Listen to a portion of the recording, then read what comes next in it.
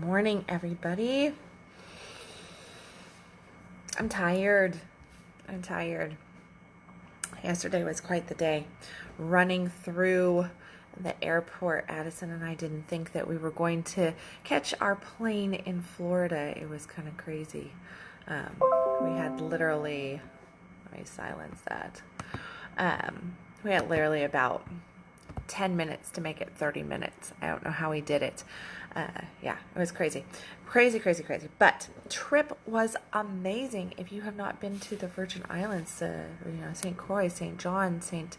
Thomas, and all the other little surrounding islands out there, it is a must-do, must-see kind of place. If you're okay with just some crazy driving and just some chill time, it was definitely a beautiful experience, much needed, perfect girls trip. But that's not what today's topic is, or is it? Or is it? I've been talking a lot about relationship lately. I have a lot of clients that are going through relationship hurdles, we'll just call them, and different things. And it's kept my mind very much on relationship, on opening up, on, what we do for love and what we require of love, what we ask of love. All for the last couple weeks, I've been very, very focused on that. It helped that it was the month of February too. I mean, my focus was a little bit more, on just that. But, as we exit February, which is considered the month of love, and we move into March, which is, what is March? I don't even really know what March is. St. Patrick's Day's in March. I'm going to Ireland in March. I don't know. What is it? Maybe it's the month of luck, the month of magic, of mystery, of good food. I don't know. I should probably look up what the month of March is. Anybody know? Please feel free to leave that in the comment section. Tell me what March is all about. But that's not what it's about either. This Conscious Coffee is about coming down and coming together. As I sat here this morning and Ashley before, because I've been awake since like 6 o'clock this morning, I was laying in bed and I was doing my meditation and I was thinking about, the things I need to get accomplished today and into the week and all the stuff that needs to get done. And even last night, driving home, there's just always this feeling after you come off of a trip. You land and it kind of happens up in the air, right? You're up in the air and there's just this reality of, I have to go back to the norm. I have to go back to my daily. And a lot of people dread that. They absolutely dread the coming back into the norm. And that's sad, in my opinion. I mean, it really, really is sad. You should be looking forward to coming home to your family, coming home to your home, to your house, to the people that you left behind while you were gone on your travels. But I was listening to different conversations on the airplane around me last night, and so many people were in dread of coming home to Dallas. Like they were like, oh God, gotta go home, work day tomorrow, all of the fun, back to reality was a very common thread on the airplane last night. And I heard people saying, while they were picking up their luggage and everything. And I found myself thinking, I'm not dreading. I don't dread coming home. I actually look forward to coming home. I told my boyfriend last night, I told him, I was like, I love coming home. I said, I love going away. I love the experiences. I love the adventures. I love being able to have the freedom and the flexibility to live this sort of life that I get to go and explore the world. And I want to do more of it with the people in my world, right? My kids, him, friends, all that good stuff. But what happens? We go and we experience life. I'm going to get from a very generalized perspective, okay? We experience life, we go out there, and we're like, wow, that was cool, that was nice, that was fun, but this isn't reality. And we keep plugging that into ourselves. So as we come out of those experiences, and we don't always have to go travel to do this, right? For all you single folks out there, you do this on dates too. You do this with your hookup sex, and and your hookup connections. We do this when we, go and plan a big extravagant event. Maybe we're out and about, going to some fancy play and a dinner that we typically wouldn't do, or we have these different outings. We explore different things for, like birthday parties for our kids or different events of those natures. And we have this where we get into this high. We get into this really, really big state of high and enthusiasm and excitement. And there's this underlying current of, that's not reality. That's not reality. I can't live like this. We take our pleasure from ourselves in that moment. We steal our own thunder. We steal our potential because we're like, oh no, this has to just be a flash in the pan. I can't live like this. I can't be excited about my life all the time. I can't live in a state of yes all the time. All right, well, maybe you can't live in a state of yes to everything and everyone and everything all the time. No, but you can live in a state of yes. You can live in a state of yes. Yes to self. Yes to I'm going to expand myself. Yes to I'm going to grow. Yes, I understand that this is a painful situation right now, but I also get that this is a yes moment that is happening for me because this is moving pieces that I don't understand in my world into exactly where they need to be so that I can have that thing that didn't feel like reality, yesterday. So we get into this and we have this come down, right? No matter what we do, there's always the come down. You can have this just with your intimate partner. You make love and you have your orgasms and then you lay in bed and you have the come down and there's just this like, and typically what? We fall asleep, that kind of base level stuff. And then we feel kind of empty afterwards. We feel empty because we're not allowing this to be our normal state of experience, our normal state of connection. Brings me to the next topic, coming down and coming together. Okay, what does it mean to come together?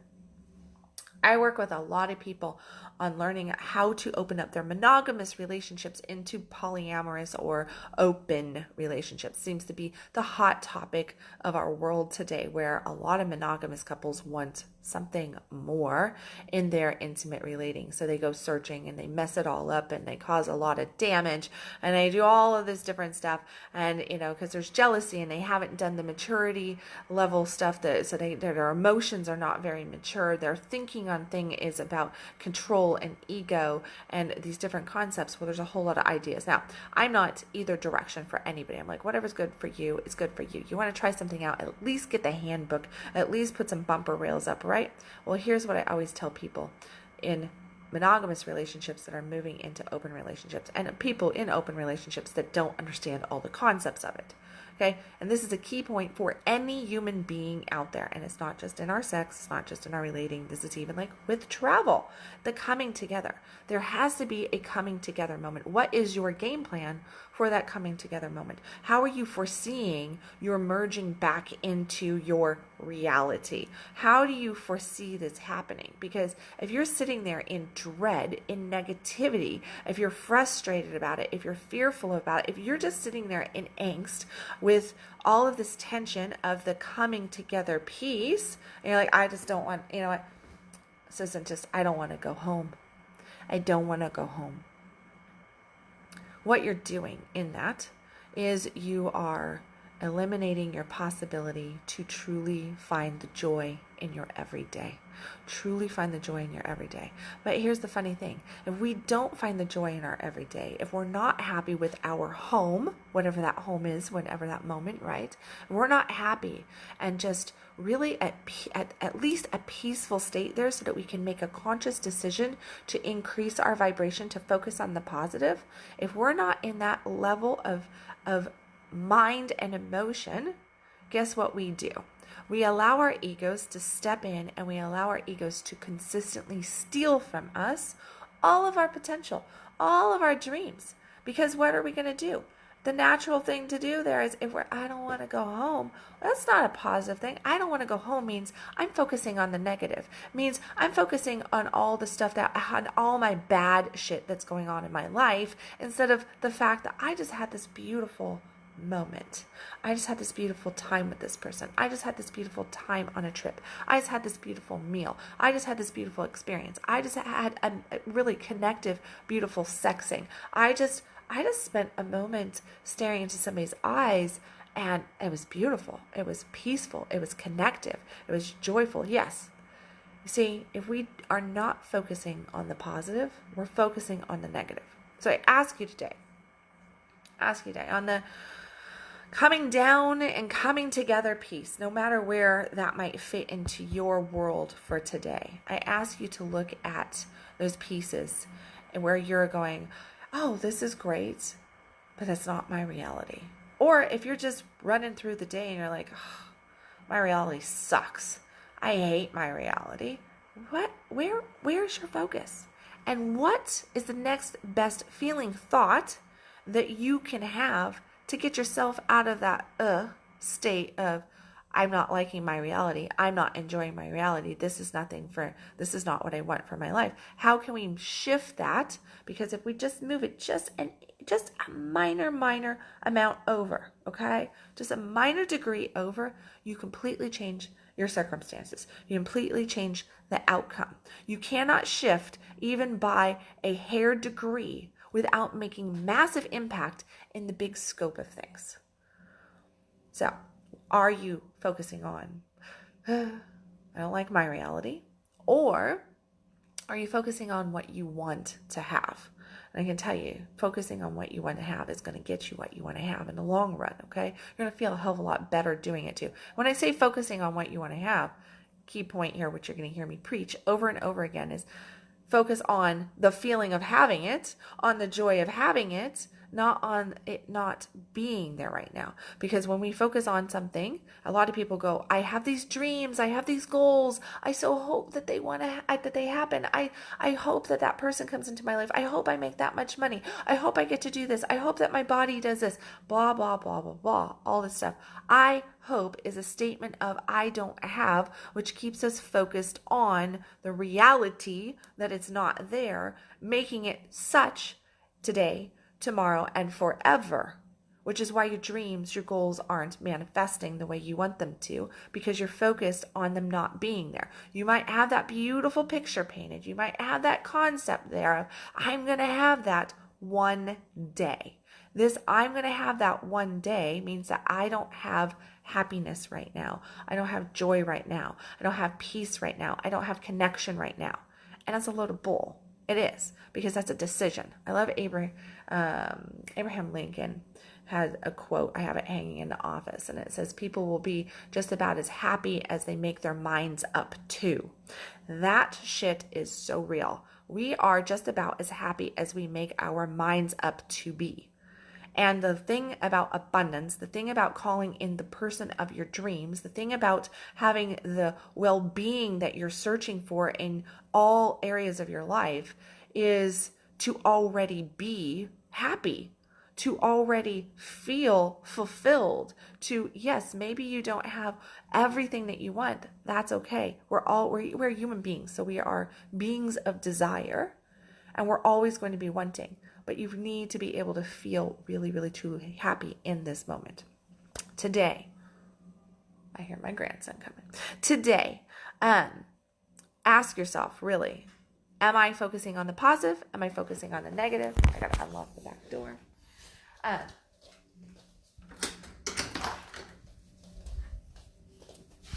Am I focusing on the positive? Am I focusing on the negative?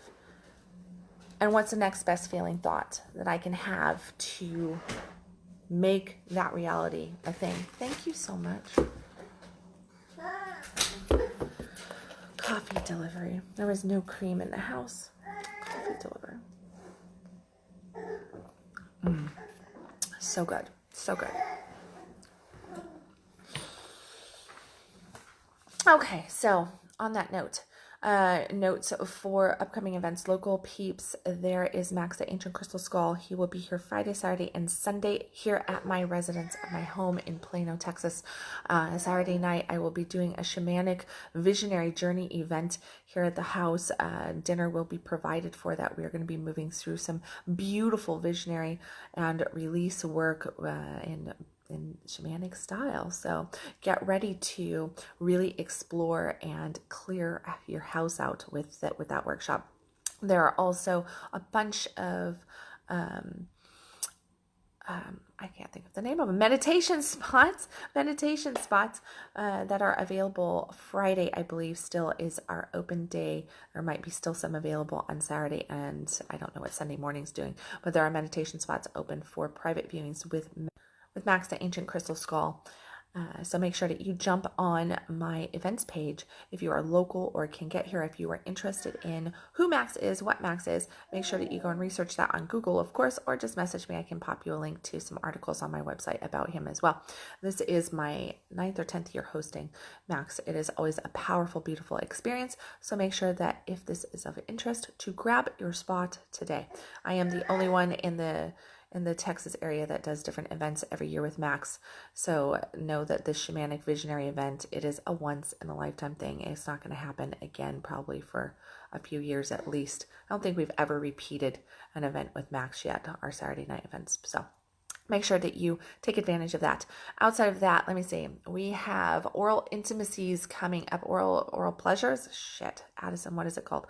Oral intimacies, oral pleasures, where we are going to be talking about fellatio and cunnilingus. This is our co-led class. Addison and I will be teaching this, giving you all the tips, tricks, and awesomeness of going down on your partner, how to enjoy it, how to get them to enjoy it, the things that you can do to make your partner want to do it, and a whole bunch of other stuff. So that is happening on March 14th, I want to say, in Dallas at the Velvet Curtain. So look in the comment section for the link to that. This is a limited space event. It is co-ed there, but it is PG-13, rated for language. There's not any, even though this says live demo on there, it is not a live demo on a human body. There will be no nudity in this class. So just breathe into that this time. No nudity. Let me see. And then I also have Not Your Average Joe, which is my global class for all of you gentlemen out there who want to learn a little bit more about Tantra, how to become that superior lover out there and really get all the skills that you need. Make sure that you explore that as well. That is a global class open to men. I will be teaching a live training the first week of March, and you will also get the whole recorded class that is already out on that. So let me see. I think that's about it. I think that covers most everything that I have going on. As always, stop existing, start living. Ask yourself today, what am I focused on? Where is my attention going? How am I coming back down from these little high points in my life? And what is my expectation on what my reality really truly is? Look at that, and then look at your outside world, and you'll see exactly why things are materializing the way they do. Okay, I love you guys. I will catch you tomorrow with another Conscious Coffee. Bye, everybody.